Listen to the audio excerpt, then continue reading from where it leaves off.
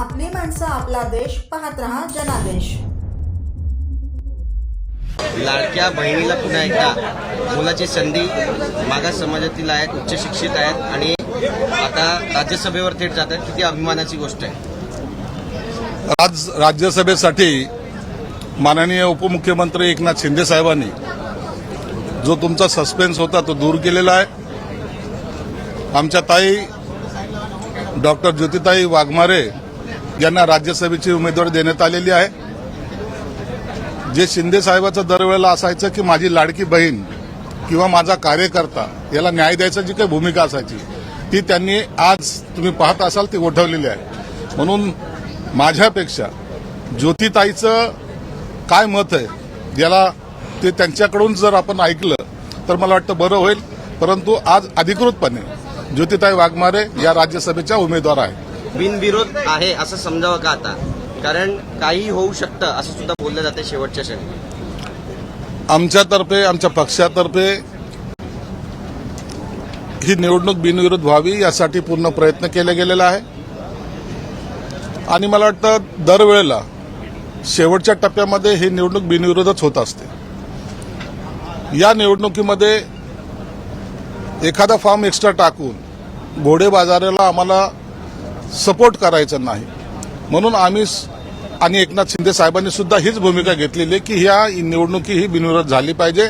त्यासाठी ते जे काही सहकार्य असेल ते शिंदे साहेब करायला तयार आहे. इच्छुक खूप जण होते, 7-8 नावं इच्छुकांमध्ये होती, काही वरिष्ठ नेते होते. यामध्ये अवघड होतं हे नाव जाहीर करणं किंवा हा निर्णय घेणं. शिंदे साहेबांची भूमिका पहिल्यापासून ठरलेली आहे. अनेक इच्छुक होते, अनेक जण मान्यवर होते, ते कमी होते अशातला भाग नाही. ते कोणत्या याच्यामध्ये त्यांना घेऊ नये अशातला काही भाग नव्हता. परंतु याच्यातून निवड करताना आपण एक सर्वसामान्य महिलेला, जी सोलापूर सारख्या एका गल्लीतून आलेली महिला आहे, तिला आपण जर उमेदवारी दिली, जी तिने सुद्धा स्वप्नात पाहिली नव्हती, तिला जर दिली आणि तिने जर प्रतिनिधित्व माझ्या पक्षाचं राज्यसभेमध्ये चांगलं केलं तर मला वाटतं याच्यासारखी अभिमानाची गोष्ट कोणती नाही. सर्वसामान्य महिलेला सुद्धा न्याय हा शिवसेनेत दिला जातो ही भावना आज संपूर्ण महाराष्ट्रामध्ये गेलेली आहे. कोणतंही राजकीय बॅकग्राऊंड नाही, कोणतंही तिच्या मागचं राजकीय नेता कोणता तिच्या मागं नाही. आमच्या पक्षात आली, एक सर्व सभा तिने गाजवल्यात आणि चांगले वक्ते म्हणून ती पुढे आलेली आहे. एक सुशिक्षित महिला आणि त्या तिने या महाराष्ट्राबरोबर पुन्हा पिंजून काढावं, या सगळ्या आमच्या महिला भगिनी आहेत, त्यांच्याबरोबर खांद्याला खांदा लावून काम करावं ही त्याच्या मागची भूमिका आहे. ज्यावेळी जुन्या जाणत्यांना संधी मिळत नाही, सहजच आहे की त्यांची पण काहीतरी नाराजी असणार आहे. पण ही नाराजी त्यांची कशी दूर केली आनंदराव कारण ते की मला काही आश्वासनं दिली होती ती पूर्ण झाली. त्या बघा ह्या सगळ्या गोष्टी ज्या आहेत त्या इन कॅमेरा झालेल्या सगळ्या होत असतात, चर्चा होत असतात. शिंदे साहेबांवर काही स्वतःची मनातले काही खतखत असते ते व्यक्त करत असतात आणि शिंदे साहेब हे सर्वांना सांभाळून घेतात. असं कधीही झालेलं नाही. शिंदे साहेबांनी कोणत्याही नाराज कार्यकर्ता असेल त्याला कधी वाऱ्यावर सोडलेलं नाही, सर्वांना सामावून घेतले ही त्यांची भूमिका असते.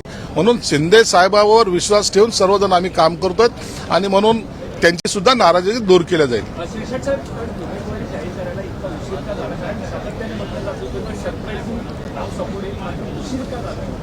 उशीर व्हायचं काही कारण नव्हतं. शिंदे साहेबांनी सगळेजण होत आहेत, सगळ्यांची नावं येतात. आपण थोडं उशीर झालं तर काय हरकत आहे. त्याच्यामध्ये कोणताही किंतु परंतु नव्हता, कोणताही अडचण नव्हती. शिंदे साहेब नाव जाहीर करायला मग काय होईल हा विचार शिंदे साहेबांनी कधीही केलेला नाही. म्हणून त्यांनी ऐन वेळेला त्यांची जी काही पद्धत आहे काम करण्याची, नेमक्या वेळेला नेमका विचार आणि नेमका निर्णय हा शिंदे साहेबाचं वैशिष्ट्य आहे आणि म्हणून त्यांनी नेमक्या वेळेला त्यांचं नाव जाहीर केलेलं आहे. प्रत्येक दसरा मेळाव्यामध्ये सगळ्यात चांगलं उत्कृष्ट भाषण कोणाचं असेल तर ते ज्योतिताई वाघमारे यांचं असेल अशी चर्चा व्हायची. दुसऱ्या दिवशी न्यूजपेपरमध्ये त्याची बातमी सुद्धा व्हायची.